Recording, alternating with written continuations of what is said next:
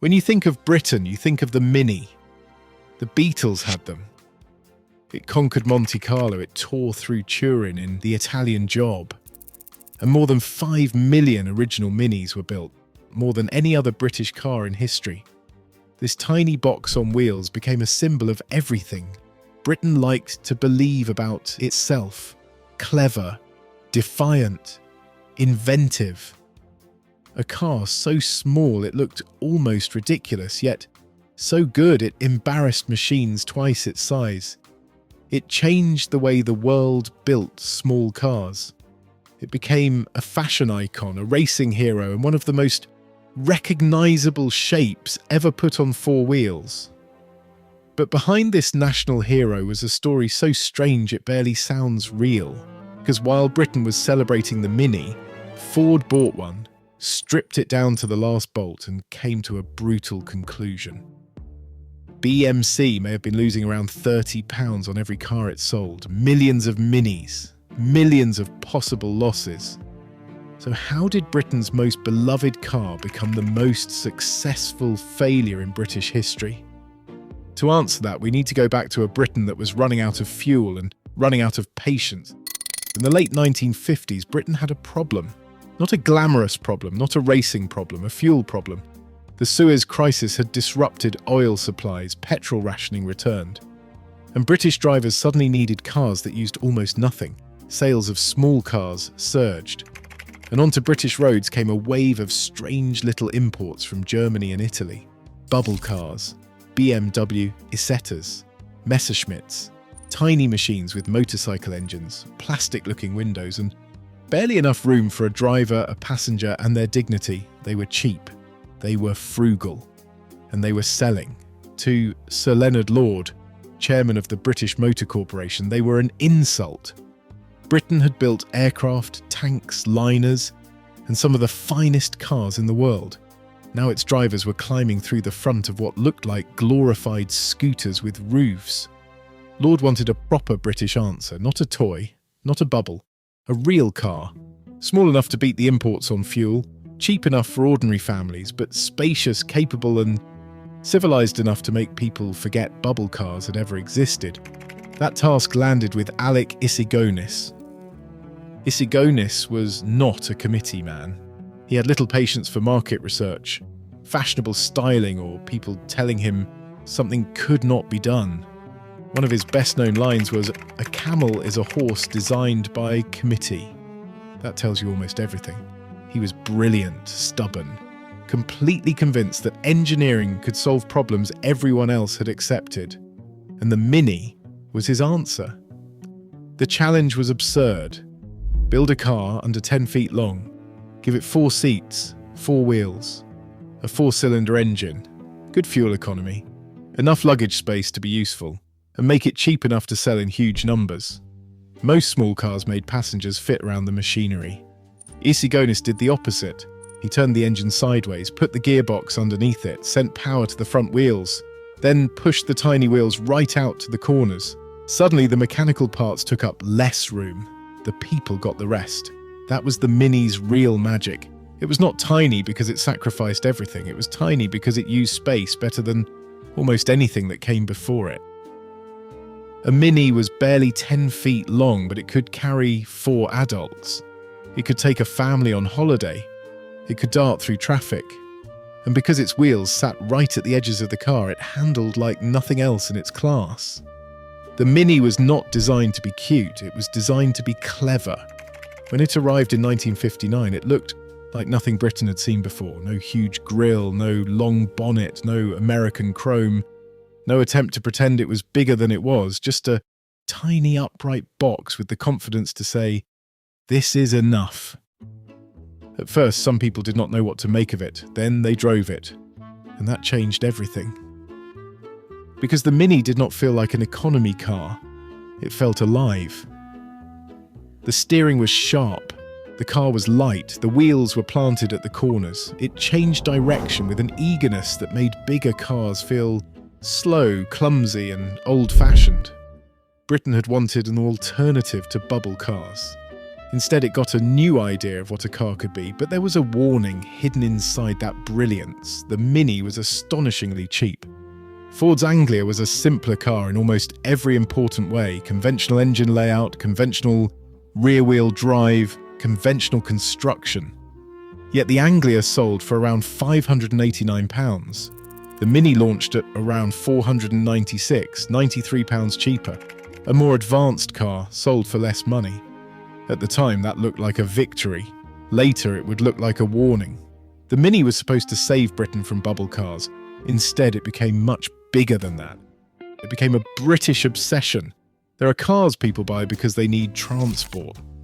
Then there are cars people buy because they mean something. The Mini became the second kind almost immediately. For ordinary families, it was affordable and practical. For young drivers, it was fun. For designers and engineers, it was a miracle of packaging. For celebrities, it was the opposite of a limousine. The Mini was cool precisely because it did not try too hard. By the 1960s, it was everywhere. It became part of swinging London. The Beatles owned Minis. It became a statement of youth, confidence, and modern Britain. It was small enough to feel cheeky, but clever enough to feel sophisticated. Then John Cooper got involved. John Cooper understood racing. He had built Formula One cars. He knew lightweight machinery could beat brute force if it was engineered properly. When he drove the Mini, he saw something BMC had not fully appreciated. This little economy car could be fast. The Mini Cooper took the basic formula and gave it more power, better brakes, sharper responses, and a completely different purpose. It became a giant killer. That phrase gets thrown around too easily. But in the Mini's case, it was true. At Monte Carlo, one of the most important rallies in the world, the Mini was supposed to be outclassed.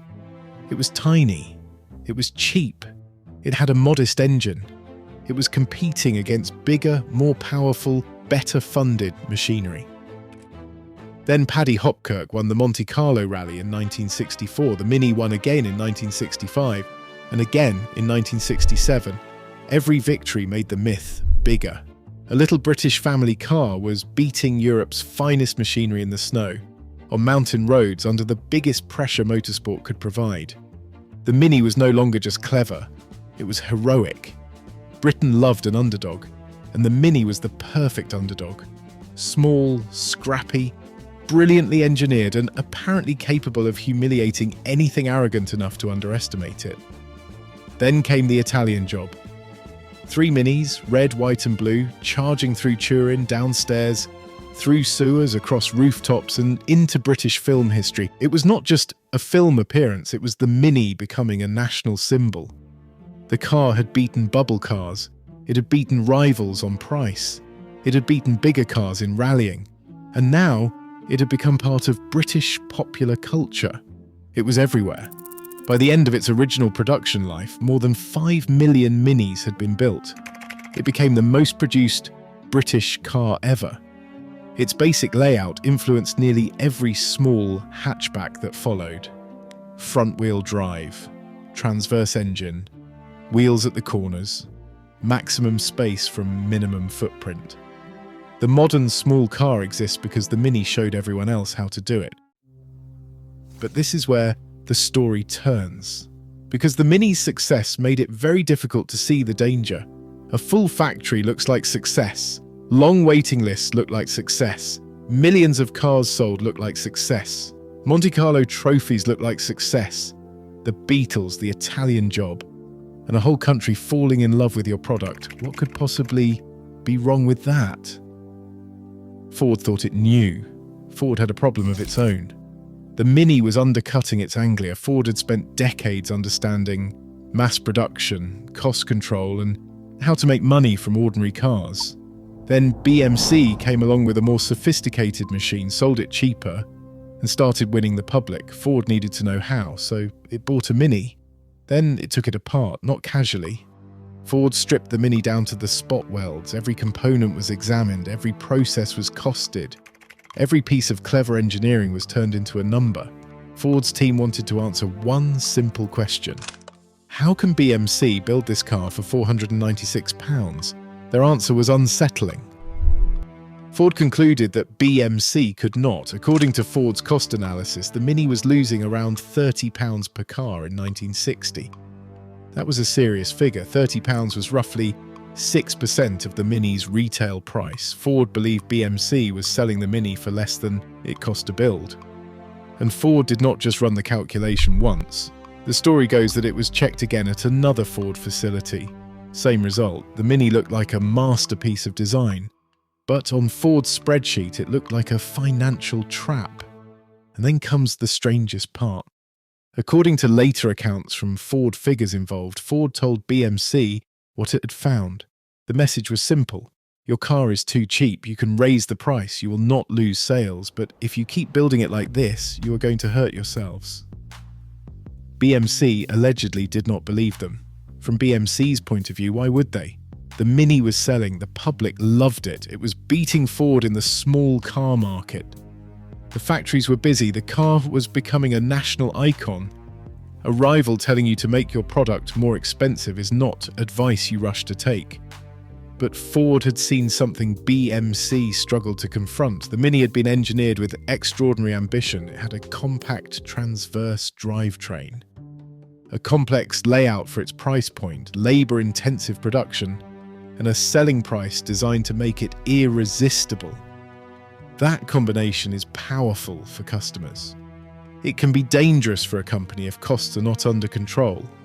Now, one important point, the claim that every Mini lost £30 for its entire life is debated.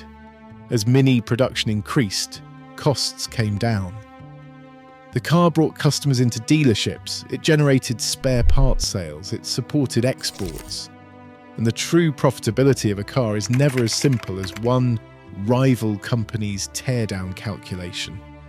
So this is not a story where every Mini ever made bankrupted BMC. That would be too simple. The truth is more interesting. Ford's calculation exposed the central contradiction of the Mini. Britain had built perhaps the cleverest small car in the world, but the company behind it struggled with the same problems that would haunt much of the British car industry. Weak cost control, fragmented factories, duplicate brands, underinvestment, and an inability to turn engineering brilliance into reliable, long-term strength. The Mini did not cause all of those problems, but it became the perfect symbol of them.